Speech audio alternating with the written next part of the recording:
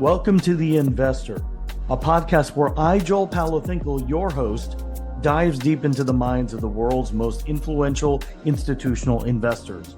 In each episode, we sit down with an investor to hear about their journeys and how global markets are driving capital allocation. So join us on this journey as we explore these insights. All right, so we are live here with a good buddy of mine. We got Billy Libby, who's the co-founder and CEO of Upper90. I got to spend some time with him in person maybe a couple months ago, I think before the holidays. But he's a New York OG like me. We know a lot of the people that have kind of built the New York tech ecosystem, and just excited to kind of get on the horn with him and just go a little deeper on what he's building and what he's built over time.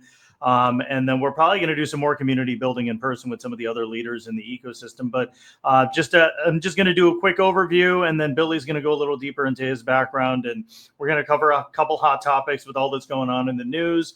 But Billy Libby is a co-founder and CEO of Upper90. They're a leading hybrid investment firm focusing both on private equity and credit strategies for high growth companies. With a background in trading and risk management, Billy leverages data-driven strategies to support founders in building successful, sustainable businesses. Upper90 has backed numerous successful startups, companies, and continues to innovate in the venture capital landscape. So welcome to the show, Billy. Thanks for making time for us. A great introduction. Thank you. Thank you. I memorized the whole thing, didn't read anything at all. But, why don't you unpack the intro? Just tell us a little more about your background, where you went to school, where you grew up, and, how you kind of built these platforms and communities around investing. That's great. So thanks so much for having us. It's been fun to spend time together recently. I grew up in the DC area, went to school in Philadelphia, and went to New York, and was really fortunate to get trained, on Wall Street and get exposed to technology as a Goldman. And we were really early in what is now common, like high frequency trading and quant trading. And it was a really good way to see the impact of technology. And as that became more scale oriented, I really felt the innovation was happening in the tech world. And I think when you start in finance, it's hard sometimes to move to that other industry. You have to start over, or you have to start something. So I think it took a lot of time to figure out, like, what are some of the problems or ways that my background can help add value into that tech ecosystem. And I met my partner, Jason Finger, who had started Seamless Web and Grubhub. And, he said, look, there's a lot of these startups that have revenues, or they have equipment, or they have some receivables. And it's just not common for that audience to use credit. It's very much like an equity-driven narrative. And we partnered up because I said, look, it's all about sourcing. How do you find these opportunities? Like, it's not rocket science to underwrite these deals. It's finding them at the right time. Probably like a wealth manager. They have to find that person at the right time before they go public and Goldman and JP Morgan come after them. So it's all about sourcing. And so I thought Jason would be a great partner who has access to the startup world, look like your customer. And then we built our LP base around other founders. And, if you have an interesting company with a complicated capital need, call Upper90. So that was kind of how we've evolved and built the firm. How'd you come up with the name Upper90? So I played soccer growing up. I played soccer in college. And, it was this, my wife, I think, actually helped me think of it. It's the top corner of a goal. So it's these like niche-y, hard to hit, skill-based deals. And one thing that I've always felt is these strategies, like everything in life, are often capacity constrained. And in private credit, it's like boomed. Since we started in 2018, we had to explain private credit. It wasn't very common. Now it's very common. You have to explain why Upper90. But I think so many firms that I see are just trying to build bigger and bigger and bigger funds. Unless you're the biggest, I think you end up creating like a competitive disadvantage. You're going after the same size deals without a low cost of capital. So we've kept our fund size pretty disciplined and small, and we can do $10 or $20 million deals, which is in the credit world, not that big, and nobody wants to be bothered with it. So I think that's a huge edge too, when you can kind of go after a certain gap in the market, I would say just advice to emerging managers, right? I mean, it's sometimes the less sexy areas where you play in, or just the areas where just there's just a huge gap, right? There's super early, and then there's kind of like super late stage, and private credit, where those deals are minimum, 100 million to probably 250 million. So if you can find that unique edge, and then that's the edge where you can kind of do really well in, I think that's kind of where you can carve out as an emerging manager. Tell me a little more about your, just backpedaling a little bit. Tell me a little more about your education and, that time. I think you went to Wharton as well, right? I did. So with your education, that cohort of graduates, what were they pursuing? Were they pursuing just private equity jobs or looking at consulting? Because one thing that you mentioned was really interesting, where there was a convergence where people that were working in banking, especially in 2008, a lot of those people just got burned out and they went into tech, right? They were trying to become a product manager at Airbnb. So, maybe just walk me through a little more of that ecosystem when you were kind of playing in it, and then how it's evolved. And, now with everything that's going on in the market, what are some things you're seeing? Yeah, it's a long time ago now, so I'm trying to think back. And I think something that worked well for me was just being open-minded and Mm-hmm. taking advice from other people, and just trying to solicit that from the smartest people. To be honest, when I graduated high school in 1999, I didn't actually know that the Wharton School existed. Some people were obsessed with business. Like, so when I applied to UPenn, my dad's like, "You should apply to Wharton." I'm like, "What's that?" And he's like, "Here's why you should apply." And I'm very lucky that I did that. When I graduated, when I was interviewing at Goldman, they were the one bank that said, "We see more of you at 21 than you see of us. And so if you're a good fit for the firm culturally, we will decide where we think you'll have the greatest impact." And every other bank at the time that I interviewed with, UBS, Morgan Stanley, you have to apply to like the FX trading desk or the high yield desk or the equities research sales group. And at that age, like, how would you know, that even some of these ecosystems existed? So I think part of it was, figuring out, trusting people that have more experience and can direct you, and just being the best that you can be at that role. And if you do that, you kind of get other opportunities. But for me, I think it was really helpful to have some of that structure. Like, I think I applaud all these entrepreneurs that are, jumping in at or right after college into, kind of this unstructured ecosystem and creating structure and outcomes. I'm just unbelievably impressed by that. And that's kind of like something that drives Upper 90, and Jason and I talk a lot about, is the people that are taking that risk and betting their lives should end up having more of a financial outcome than the growth equity or private equity investor that comes in late when it's de-risked. And so that's part of like how you set up your balance sheet, and how you think about using credit gives you a lot more optionality and rewards the people taking the most risk, which is the founder. Yeah. And walk us through, where you're allowed to, just kind of a typical deal where there's a hybrid of credit and some equity, right? So are you kind of coming in with, when you have your term sheet, I guess I'm assuming there's kind of those dual terms in there, which offer some type of interest product, I'm assuming, and then, obviously some ownership as well. So maybe you can walk through that, and then kind of the typical companies or the stages of the revenues that you're looking for. Well, I think, first off, like, the world doesn't need another venture capital firm. Mm-hmm. So we really try to solve that role of being that initial credit provider, which is pretty tough to get. Sure. So that's really what we try to lead with and focus on. Where I think the term hybrid comes in is the typical lender is viewed as a temporary partner or a temporary capital provider. They provide capital usually for a year or two or three, and they move on, and they get some warrants for kind of that service. And what we found is we want to be aligned with our companies. And so when we provide the debt, we often will invest up to 10% of what we do in debt in equity. And I always tell founders, like, if I was starting a business, I would almost demand that my lender had some skin in the game, because often when things go wrong, it's like that's the opportunity for the lender to act, across the table. And so I think you want to create some alignment, which I think we can accomplish through equity. in smaller scale, but we really always want to see that there's a lead equity and that there's other capital supporting the business, so we're not on both sides of the table. Sure. So you try to find some partners, upstream and downstream as well. Yes. Yeah. And you guys have done. Go ahead, Billy. No, good.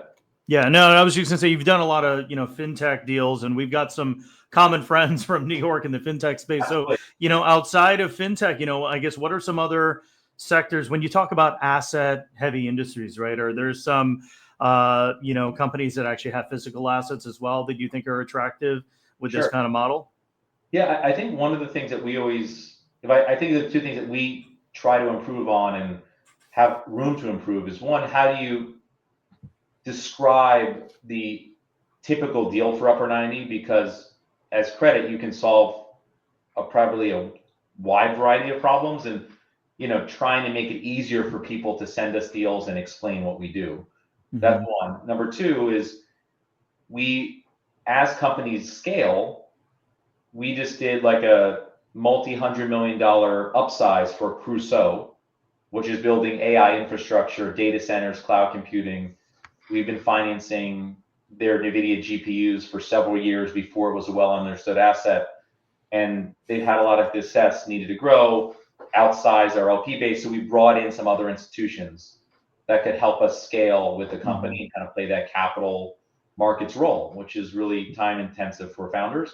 So I think one thing for us is like, who would be the ideal partner for us that as these companies scale and need lower cost of capital, and we're already there, how do we kind of grow and have somebody who already has that insurance capital or that bank capital?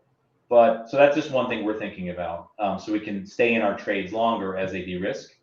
But the types of deals that we're looking at are still pretty broad. I'd say there's three main buckets. One is fintech and some of these niche industries. So we just completed a deal in a company called Sunbound, and they build software for independent nursing homes. So nursing homes, 60% of their payments are in check. It's almost like probably, when Seamless or Toast helped restaurants go online and organize all their data. That's what Sunbound does for the nursing home industry. Sure. And they have really strong recurring software revenue. FICA led their last round. They just are now going to raise another equity round. And one of the needs that they found for the nursing homes is that often somebody takes a nursing home bed and they get paid 60 days later from insurance. So they need that working capital. So they were introduced to Upper90 to help factor that insurance receivable. So it's kind of finding these niche industries where we can, kind of bolt on a finance product. That's one. Two is companies that have kind of unique equipment. So Crusoe is a great example where NVIDIA GPUs weren't really well understood yet. We're talking to a humanoid robot company in Texas that has signed some enterprise customer contracts and now need to finance that delivery of humanoid robots against those contracts that are in place. And the third is just interesting roll-ups. We just financed a company that's doing an accounting and tax services roll-up and wanted to do some additional acquisitions. So I think those kind of are the three major buckets that we've been focused on over the last few years. Yeah, no, that's amazing. And I know we got about 6 minutes left. And I noticed that you said the word AI, and you can't have a podcast without, talking about AI, right? I mean, so look, we talked about, a few years ago, everyone talking about LLMs, and then it was co-pilots. Now everyone's talking about agentic, right? So I guess, where do you think AI is headed?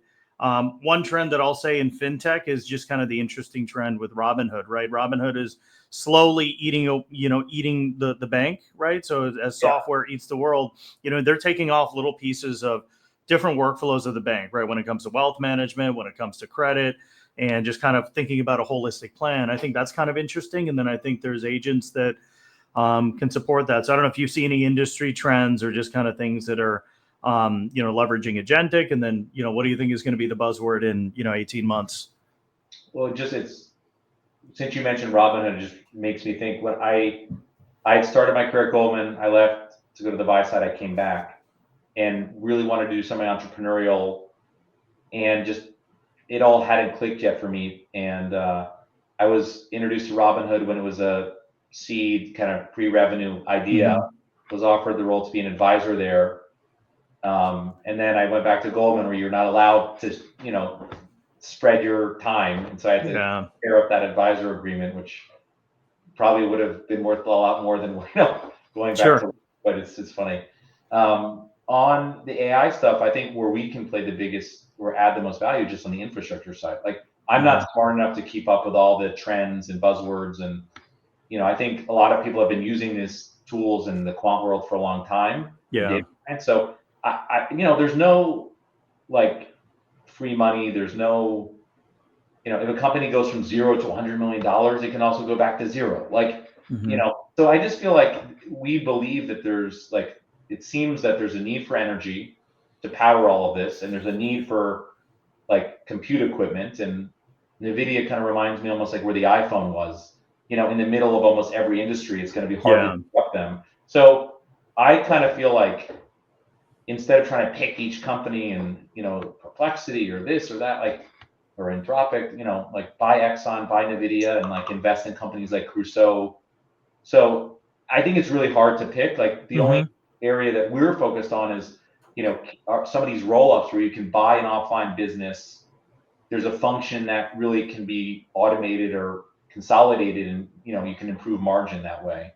So I don't know, that's kind of where we're more simpletons, like, buy a good business and you can improve it versus like having to kind of split the atom. And then real quick, when you're looking at the financials of a company, what are some KPIs that you've kind of used in your diligence process? Is there a certain threshold for, profit and EBITDA? I guess, what are some of the things on the financials that you look at? Sure.